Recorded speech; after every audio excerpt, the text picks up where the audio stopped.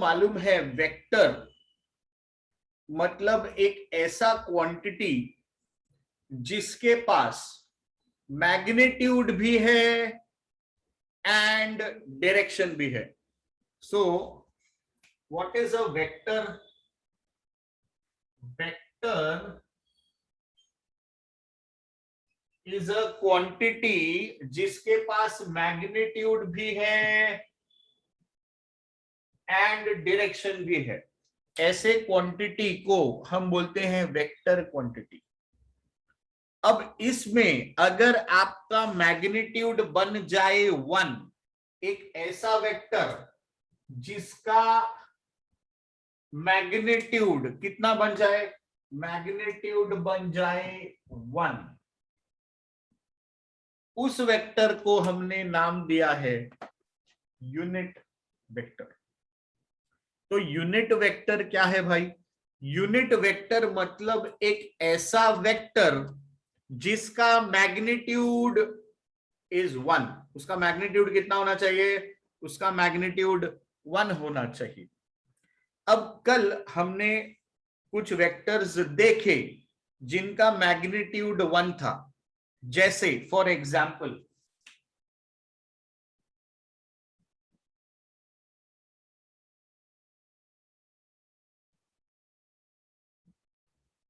1 i cap, 1 j cap, 1 k cap. तो यहां पर आप ऑब्जर्व करोगे कि जो मैग्नीट्यूड है वो है 1. What is my I cap representing? So my I cap is representing the direction. तो अगर आप यहां पर ध्यान दोगे कि भाई वेक्टर है, वेक्टर क्या होता है? एक ऐसा चीज जिसके पास है magnitude and direction. Unit magnitude है 1, तो अगर मैं लिखता हूं 1 आई कैप या 1 j कैप या 1 k cap, so what are these are my unit vectors. तो इसका मैग्नीट्यूड कितना है? 1. What is the direction? I cap. I cap stands for which axis? X axis. y axis, z axis. मतलब i cap क्या हुआ? It is a unit vector along the x axis. j cap क्या हुआ? It is a unit vector along the y axis. अब इसके साथ आप कोई भी स्केलर मल्टीप्लाई कर दो.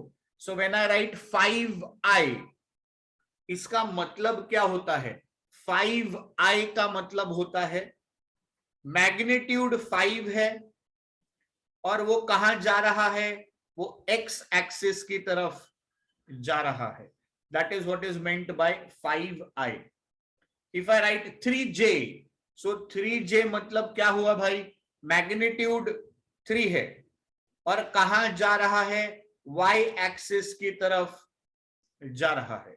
If I right -2k, -2k का मतलब क्या हो गया? मैग्नीट्यूड है -2, कहां जा रहा है? z axis, negative of the z axis. So if this is xyz, आपका -2z हो जाएगा पीछे के डायरेक्शन में. सो -2z किधर जाएगा? पीछे की तरफ जाएगा. Anyways, let's come to this again. तो वेक्टर है, वेक्टर का मतलब उसके पास मैग्नीट्यूड एंड डायरेक्शन है. हमको मैग्नीट्यूड कितना चाहिए? 1 चाहिए. तो ये 3 बहुत ही इजी एग्जांपल्स हो गए कि मेरे पास है आई कैप, वो unit vector along the x axis. मेरे पास है j cap, unit vector along the y axis. मेरे पास है k cap, unit vector along the z axis. Why? Because the magnitude is 1. इधर आप कुछ नहीं लिखोगे मैथमेटिकली. जब कुछ नहीं है मतलब वहां पे क्या है? 1 है. तो स्टूडेंट्स, ये तो हो गए एकदम इजी तरीका इसको लिखने का. Now let's come to the mathematics of it. Supposing I am having a vector. मेरे पास एक वेक्टर है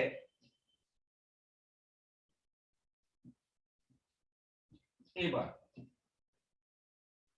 तो अपने पास एक वेक्टर कर पा रहे हैं कि नहीं कर पा रहे हैं?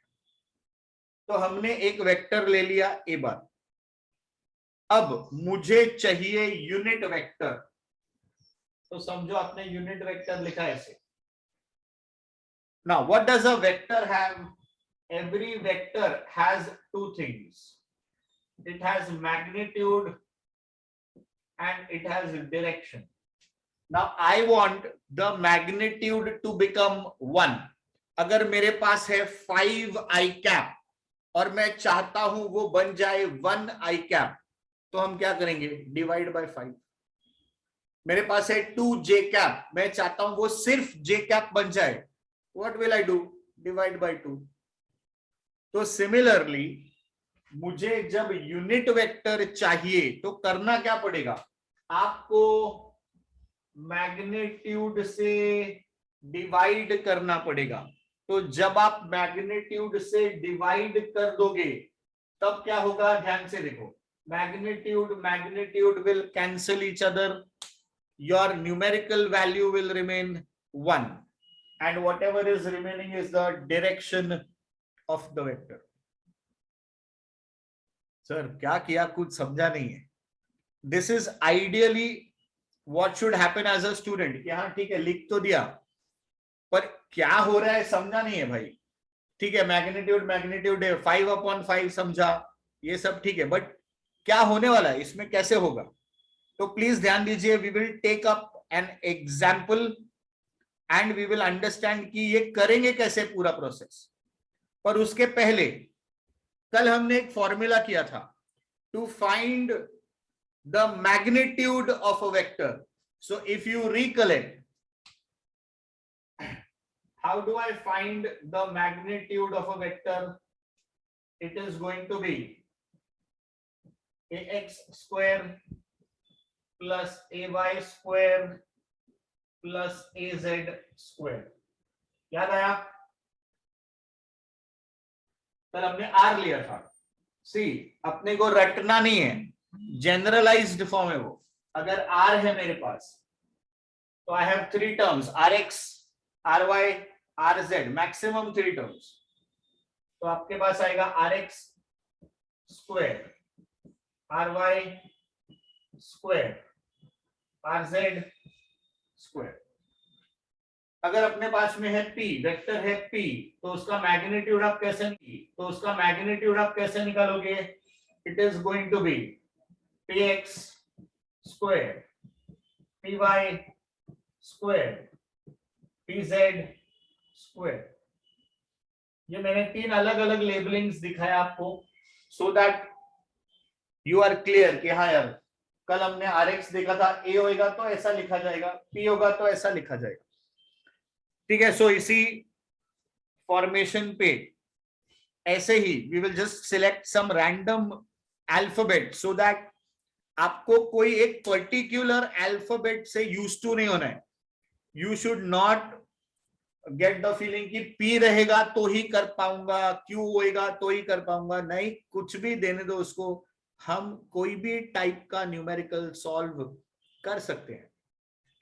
चलिए तो हम लोग लेते हैं, हमारे पास एक फोर्स है F bar. So F is by force, let us say it is 4 I cap plus 6 J cap plus 3 K cap। अब आपको क्या करना है? आपको इसका मैग्नीट्यूड निकाल के बताना है। स्टूडेंट्स हम लोग कल का थोड़ा सा रिवीजन कर रहे हैं। So if I want to get the magnitude of this, so I will write therefore F is equal to, निकालिए मैग्नीट्यूड, ये आपका Fx, ये आपका Fy और ये आपका Fz।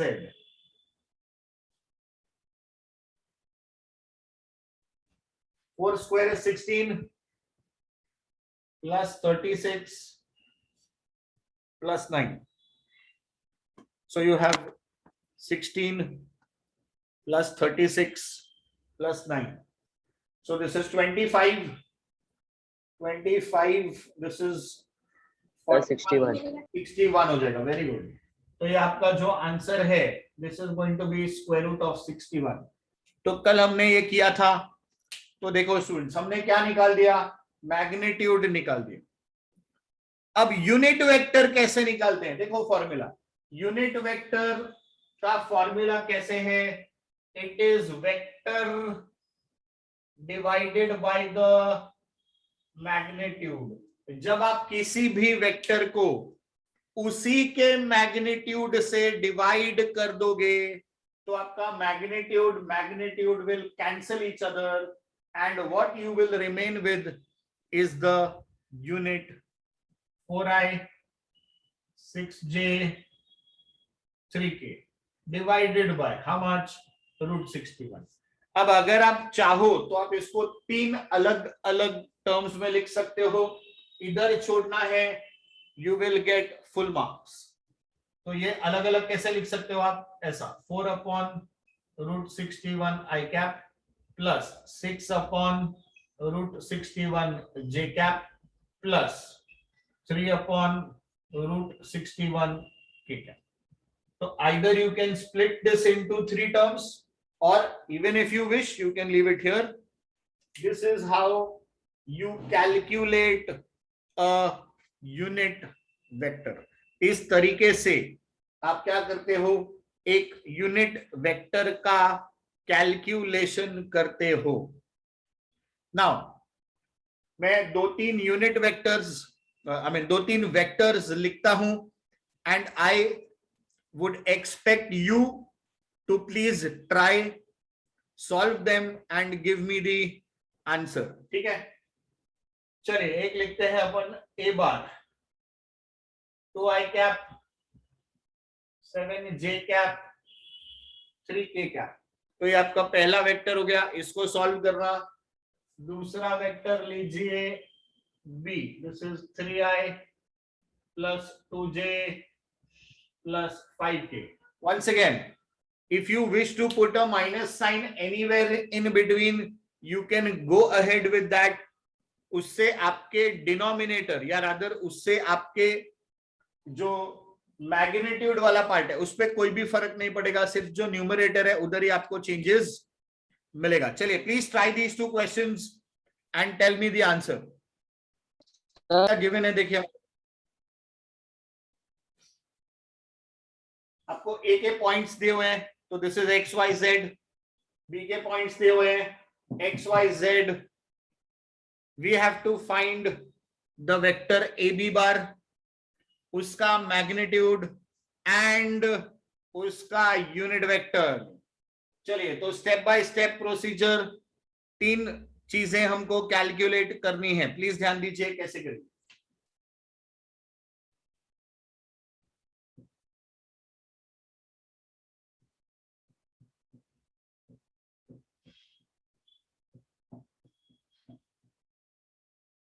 So always remember vector is final minus initial। तो आप कहां से स्टार्ट कर रहे हो, ए से, आप कहां पे कर रहे हो, ए से, आप कहां पे खत्म कर रहे हो, बी पे। तो जब भी आप वेक्टर ए बी बार निकालोगे तो it will be final minus initial, तो it is B bar minus A bar. तो इसको आप स्टैंडर्ड फॉर्मूला ऐसा याद रखो, फाइनल माइनस इनिशियल। अगर आपके दिमाग में ये क्लियर होगा तो अब ए बी बार पूछे, एक्स वाई बार पूछे, पी क्यू बार पूछे, एम एन बार पूछे, you will always know that it is final minus initial. So what is my final? Final is 4i plus 2j plus 5k minus, what is my initial? It is 2i minus j plus 3k। आइए calculate किया जाए। सो term by term subtraction करेंगे, 4i minus 2i, तो आपको मिल जाएगा 2i। 2j minus of minus becomes plus, so this is plus 3j cap।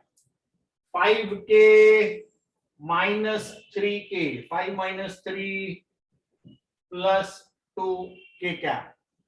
चलिए पहला step over, आपको आपका वेक्टर मिल गया. अगला step, we will go for the magnitude. So AB will be equal to x square plus y square plus z square. So this is 4 plus 9 plus 4. So this is going to be square root of 17. And the last part, अपने को चाहिए unit vector. So it is going to be vector divided by the magnitude. तो vector को जब आप उसके magnitude से divide कर देंगे आपको आंसर मिल जाएगा. सारी चीजें हमारे पास ऑलरेडी हैं. So you have the vector.